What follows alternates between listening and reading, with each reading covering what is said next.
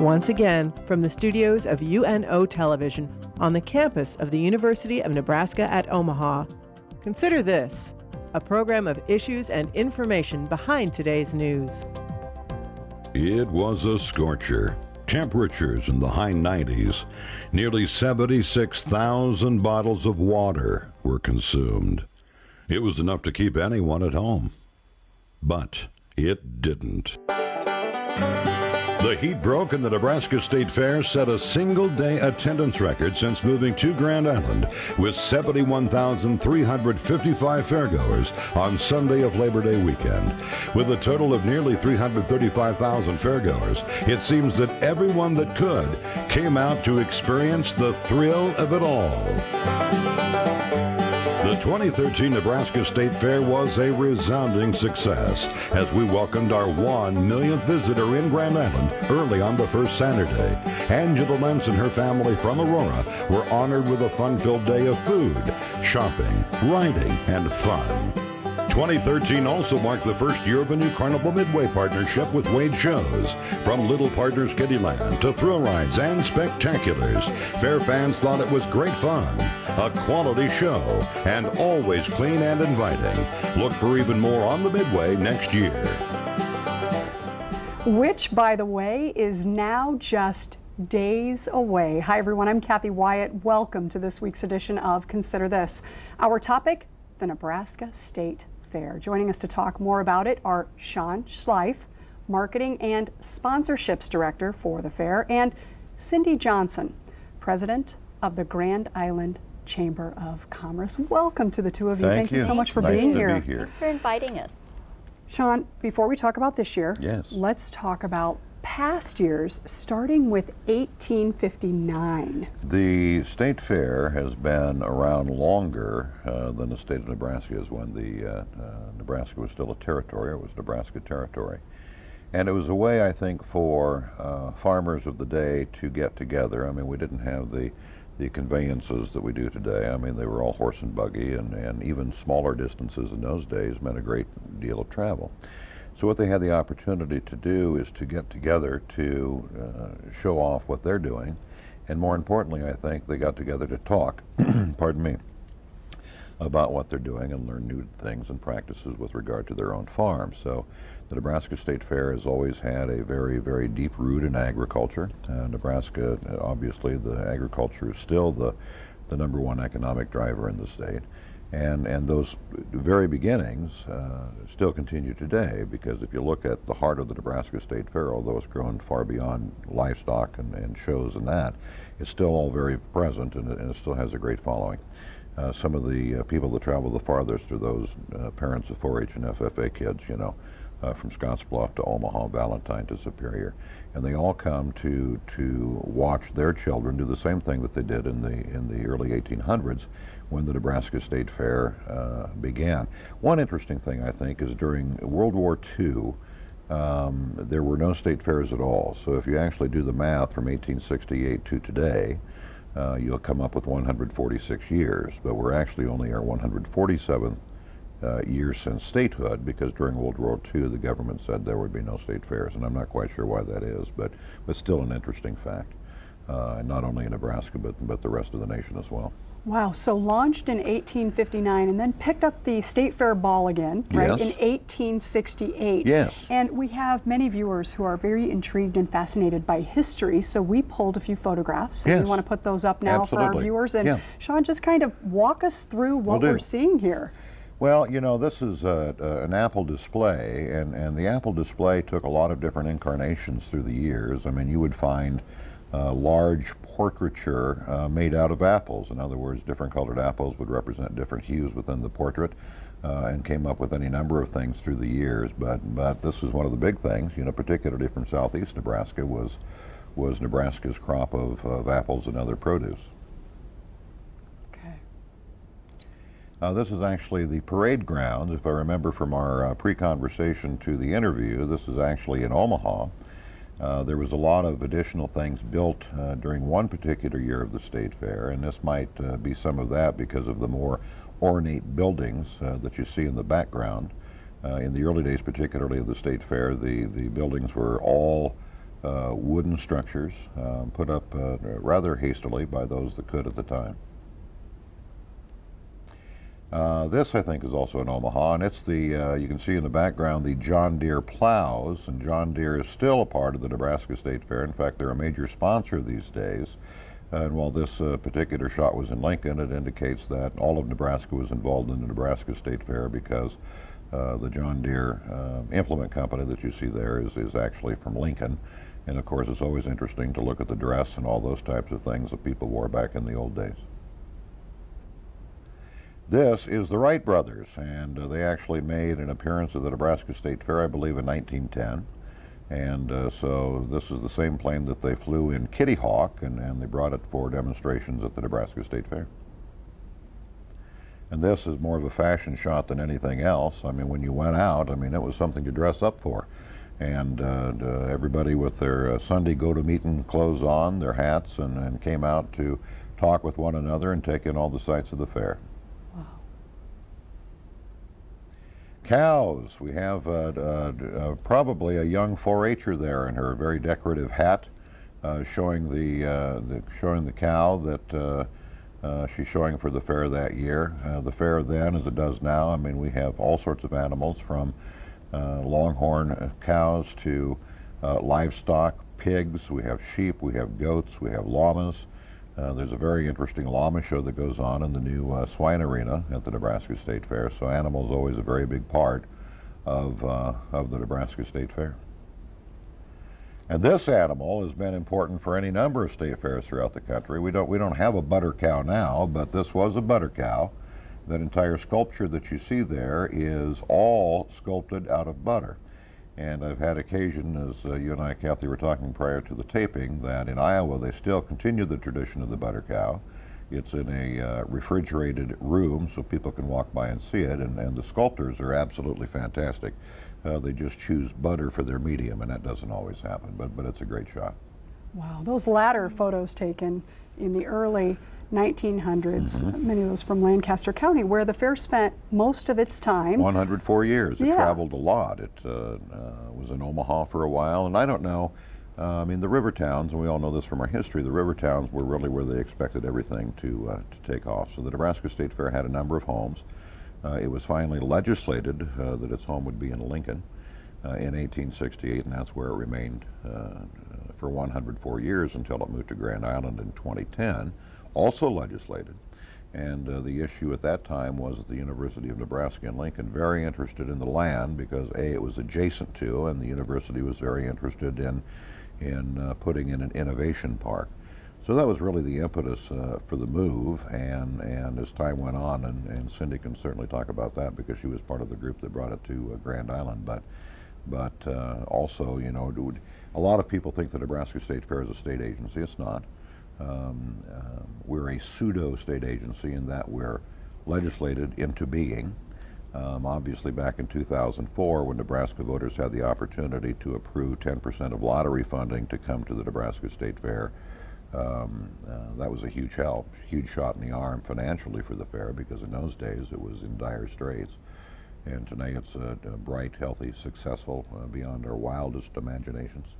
And it's a great place to visit, and it comes up in a very short period of time. So Sean, for the people who weren't in on that change in 2010 for it to go to Grand Island, other locations being considered, I mean, at the end of the day, why did it wind up landing in Grand Island? Well, a great deal of that has to do with my sidekick, Cindy Johnson, who's the president of the Grand Island Chamber. She worked feverishly. In fact, it was fun to watch because I wasn't working for the state fair then, but she and I have been pals for a long time. And to watch her work, maneuver, she'd be in Lincoln most all the time, talking to legislators, talking to members of the State Fair Board, and she was, along with a committee of folks that really worked very hard to get it because there was competition. If it was going to leave Lincoln, it was going to have to go somewhere, so there's a lot of different communities that vied for it. I remember a phone call that she made to me one day, and she says, "What do you think about the State Fair coming to Grand Island?" And I thought, well, why wouldn't? She said, well, there's talk, she said, about it might have the opportunity to leave Lincoln, and with that, of course, it all began, and she was one of the great champions. Cindy, what an introduction. I'm not sure I've heard quite an introduction before from a fellow guest. That's really cool. So if you would please introduce us to Grand Island. We're going to put a map up for our viewers so that you can introduce us to that. Grand Island is a mere 2 hours from Omaha, 2 hours and 15 minutes really from center to center.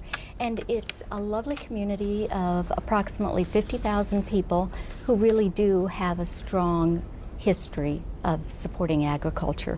Many of our major companies in Grand Island are directly related to agriculture as far as manufacturing or providing services for the ag industry. So our roots in Grand Island are very much ag oriented. That was, we thought, a plus as we were working with the legislature and pursuing the opportunity to relocate the Nebraska State Fair to Grand Island. We knew what the Nebraska State Fair wanted to be as far as their purpose in life and what their mission was, driven by statutes. And we recognized that Grand Island could provide an opportunity for the State Fair to really blossom. We had the access, we had the central location, we had the facilities in our Heartland Events Center and Fauner Park campus, and we had the draw of over 300,000 people who consider Grand Island as their home for medical services, education, retail trade, and entertainment options. It seemed to us like a perfect fit. Wow, and you must have done an extraordinary job because you mentioned going to the legislature. That's no easy task, right? It was actually very interesting. We had a great group of individuals who were passionate about Grand Island, and we had really thought through what it was that we had to offer to the senators. And we testified in front of the Ag Committee and had, of course, been warned about certain members of the committee would have some tough questions relating to relocation of the fair, as to the whys, as to the costs involved, as to the future of the Nebraska State Fair. And luckily our committee was so well prepared and so passionate about Grand Island, it really appeared to be an easy move for us. Cindy, what was the most difficult question? Because again, you have something like a state fair historically known in really one particular area, right? And now we're going to talk about moving it. So the questions that were fired at you and your committee, was there one that you can think of that you thought, oh my goodness, and it almost challenged you to have Grand Island even become a better option than even you thought it would have been? There were a couple of questions from the senators, and I remember Senator Chambers specifically asking what was our long-term vision for the Nebraska State Fair. And then another senator who has termed out now, no longer in the legislature, but he had compared the Nebraska State Fair to some fairs that he had attended abroad and was trying to bring those ideas into Grand Island's presentation. Well, it was very challenging to ensure that the senators and the audience at large understood that we would be the home of the state fair with a certain amount of amenities and facilities to offer, but that the operations of the state fair were the state fairs, theirs and theirs alone. And so it was a challenge to ensure that they understood what we were bringing to the table and what would still be needed from the state fair officials. Luckily, over the course of time, that energy that Grand Island brought to the table, and I really think the preparedness and the professionalism coupled with the energy that the Nebraska State Fair Board of Directors and staff had with the chance to rebuild the Nebraska State Fair became a really solid proposal for relocation of the fair. Yeah, and rebuild not to be taken lightly. It's not like we just took some stuff, right, from this place and moved it over to this place. There was quite an undertaking pre you opening up your gates then for that first year, right? Absolutely. Talk about the prep work involved there. Governor came out to Grand Island in April of 2008 and signed the bill formalizing the relocation to Grand Island. The Nebraska State Fair in 8 and 9 was held in Lincoln. The opening fair in Grand Island was in August of 2010. During that time, more than $42 million worth of infrastructure, buildings, livestock arenas, etc., were constructed, and all of the equipment and planning occurred at the same time that two fairs were taking place in Lincoln. And I really have to give credit to the residents and citizens of Grand Island who stepped up to the plate. We had what we called a can-do committee. We knew that there were 25, 30 different areas that the state fair was not going to be able to get to with everything else that they had to organize and coordinate. And it was things such as planning for the off-site parking, developing the routes for transportation, the signage, the banners, the entertainment throughout the community, the excitement, creating that excitement. And we had individuals step forward, our community leaders, who said, I can take that committee, I will work on signage, I will work on off-site parking, I will work on planting flowers. And what happened as a result of that, Kathy, is that dozens, hundreds of people owned the Nebraska State Fair in Grand Island. They became a part of that Nebraska State Fair. We also put together the State Fair Volunteer Program, and it's been in place for 5 years. We have over 800 individuals every year dedicating 11,000 hours to a successful and welcoming Nebraska State Fair. Well, Cindy, I think it's important to point out here, and Sean did a little bit of this earlier, the leadership. I mean, Yes. this stuff doesn't just happen, and so I think it's important to know your history with Grand Island. If you could tell us a little bit about when you were, formally introduced into being part of the city in terms of your history with the Chamber and before that. Absolutely. I've been with the Chamber of Commerce in Grand Island for 11 years. Previous to that, I was with the City of Grand Island as Community Projects Director. And my first life, I was a social worker. And the commonalities in my careers all have to do with building capacity, whether it was from an individual or municipal government or a community of Grand Island, the business community. So we saw this as an opportunity for the business community to enjoy not only the economic impact during the State Fair event itself, but also for the 10 months when the State Fair doesn't have the land and the buildings tied up. Wow. Leadership is what it's all about, and Grand Island is very, very fortunate to have visionary leaders and leaders who are willing to roll up their sleeves and do whatever it takes to get the job done. Our board chair at the time said, failure is not an option. We will do whatever it takes to ensure the State Fair is a success. Wow, I think your social work background is very interesting, probably played in very well with the dynamics. It did. During the negotiations, Yeah. I would use my social work voice and calm things down a And little she does, bit. and I've heard the soft voice, and I immediately become angry now when I hear it. It's like Pavlov's dogs. That's right. She's gone into I'm her calling social you work. out. She's gone into her social work. Well, so take us to 2010. You're finally going to realize Yes, all that yes. you have been doing, and so tell us what that first year was like, Cindy. It was amazing, Kathy. There's no other way to say it. To be there on opening day and to see everything fall into place that we'd been working so hard for the last year and a half. So much behind the scenes that individuals who attended the fair would never know what had to happen in order for this fair to be successful. We had an enormous amount of pride, just an enormous amount of pride. And I'll tell you that that feeling and that joy of what was accomplished and what is today still hits me every single year on opening day of the fair. Since its inception there in 2010, how has the city benefited? I've heard some things that you have brought out, but just in terms of, specifics, what are those top 3 or 4 benefits that Grand Island has realized?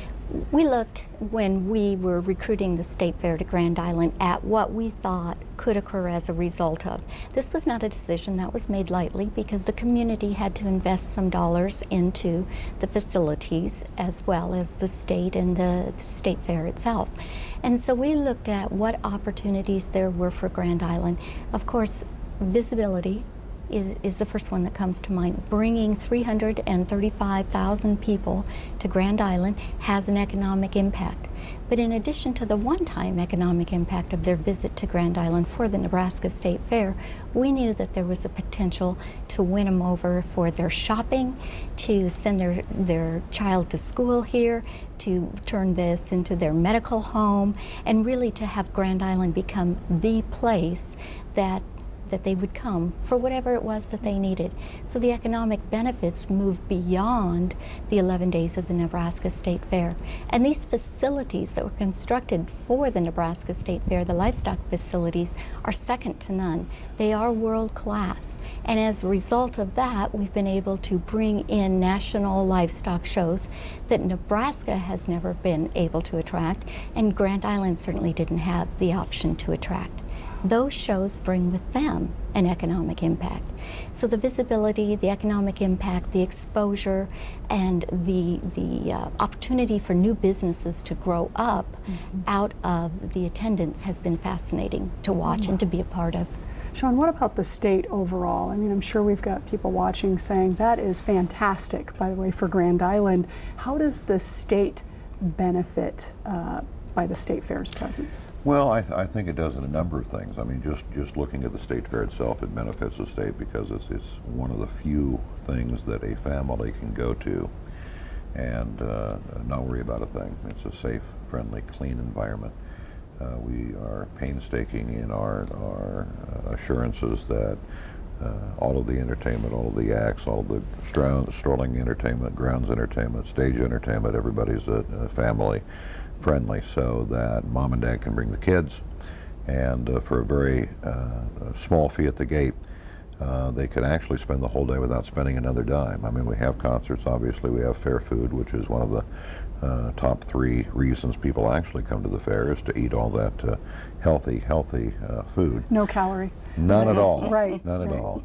And so they have all that, but it's always been, the State Fair and the folks that run the State Fair have always been very cognizant in the fact that we want all Nebraskans to be welcome, no matter their socioeconomic background. We want them to be able to come and for a very small fee come and enjoy the day, because we have so few options today to do that, and that might be in the form of strolling acts or the livestock shows or draft horse shows, which is becoming insanely popular now. From all over the nation, people come in to watch the draft horse shows. So first and foremost, I think it's a great entertainment. The second thing, I think, is the fact that it's a mirror of Nebraska. Whether it's Omaha, Lincoln, Scotts Bluff, or Alliance, the State Fair really is a mirror image, and what we do, and it happens quite naturally, not that anybody's been putting pen to paper, but it is a mirror image, and in what you come to the Nebraska State Fair, you'll find yourself in it.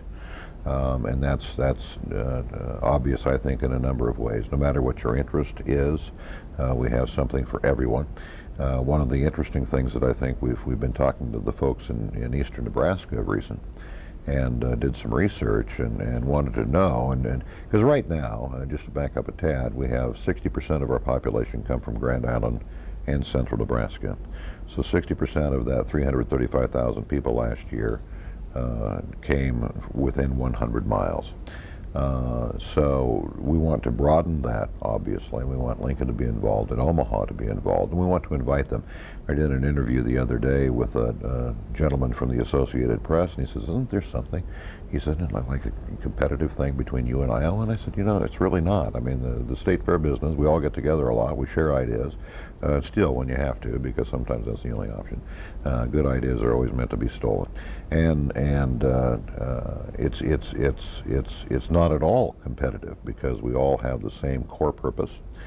We all have the same basic premise in everything that we do, from concerts to entertainment to agriculture. When the fair moved to Grand Island in 2010, the board of directors of the Nebraska State Fair made a recommitment to agriculture. It had become more urbanized in Lincoln, just given the more urban population. When the State Fair was in Lincoln, about 45% of the fairgoers were from Lincoln, everybody else from outside. So they made a new commitment, which is why we built the new livestock facilities, finest in the nation still. centrally located for the additional shows that Cindy was talking about. It's a great place not only during the fair but year round. So there's a benefit, I think, from the standpoint of usage and certainly a source of pride for all people in Nebraska. Wow. In just the 2 minutes that we have remaining, tell us some of the big highlights. What's going to draw people there? Well, this year we built the Nebraska building. The buildings that Cindy talked about earlier were actually from groundbreaking to completion 13 months. And there was $45 million worth of buildings. We've now built the Nebraska building, which was part of the original plan, and because of resources it wasn't finished in 2010. So we built that, and the two great things, the wow factor for this year is the University of Nebraska's Raising Nebraska exhibit, which is a museum quality interactive display explaining the processes from farm to fork. It's high tech. You can stand on a big map of Nebraska and see what kind of grains, what kind of livestock are grown in that particular area, elevation of that area. They're going to have a grain bin theater. They've got a center pivot irrigation system inside so people can understand how that works. A lot of different things to explain how agriculture affects Nebraska and how we get our food, be it grains or livestock, from the farm to our plates at home. The Game and Parks is going to be there.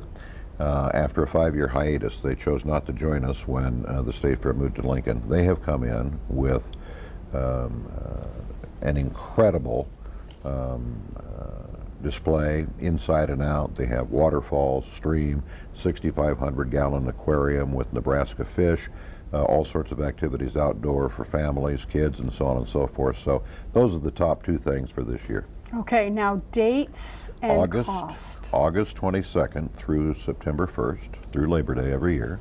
Cost, gate admission on weekends is $10. Gate admission on weekdays, Monday, Tuesday, Wednesday, is $5. And on Tuesday, the only Tuesday in the fair, it's $2 Tuesday when you have $2 gate admission, $2 carnival rides, and $2 food specials at food vendors. So on Tuesday, it's open for everyone. Can't beat it. Can't beat. Wow, that is actually pretty exciting. Are your funnel cakes any good? I have to ask. Oh, I got to tell you, funnel cakes, brats, Turkey corn legs. dogs, turkey legs, and we have salads too, although you don't see much of that. All right, wonderful. Let's put up a graphic so if folks want more information, they can go to this website. It's the Nebraska State Fair, statefair.org, or you can check out the chamber, gichamber.com. Cindy, Sean, thank you so much for being with us, and best great. wishes to you this year. Oh, it's Thank going to be you. fun. All right, thank you all for watching. We'll see you next week.